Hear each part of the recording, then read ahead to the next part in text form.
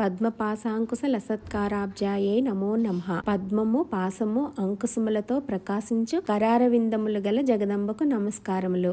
లలితమ్మ చేతుల్లో ఆయుధాలండి పద్మం, పాసం, అంకుశం, చెరుకుగడ.